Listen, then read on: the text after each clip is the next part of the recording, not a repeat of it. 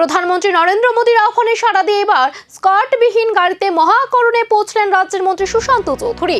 সাধারণ জীবনযাপন এবং অপ্রয়োজনীয় খরচ কমানোর বার্তা দিতেই উদ্যোগ বলে জানা গেছে।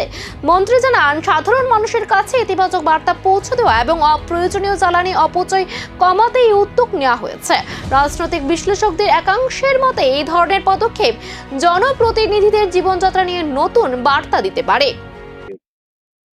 বিশ্বব্যাপী যে জ্বালানির সংকট দেখা দিচ্ছে ধীরে ধীরে, যদিও আমাদের দেশে মাননীয় পেট্রোলিয়াম মন্ত্রী বলেছেন যে আগামী 2 মাসের মজুদ রয়েছে পর্যাপ্ত পরিমাণে, তারপরেও দেশের যশস্বী প্রধানমন্ত্রী নরেন্দ্র মোদীজি দেশবাসীর কাছে আহ্বান জানিয়েছেন যত কম খরচায় সেখানে মানুষের জীবনযাপন অতিবাহিত করা যায় এবং জ্বালানি তেলের যে ব্যবহার সেটা যত বেশি কম করা যায়।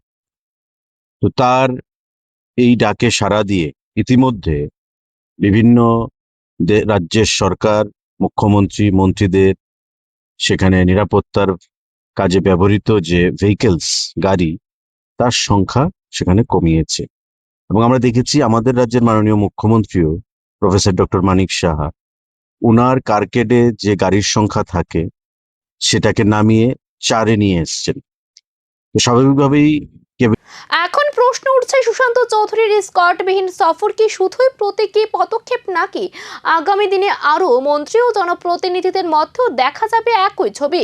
সাধারণ মানুষের কাছে পৌঁছানোর এই নতুন বার্তা রাজনীতিতেই কতটা প্রভাব ফেলবে, এখন সেদিকে নজর সকলের।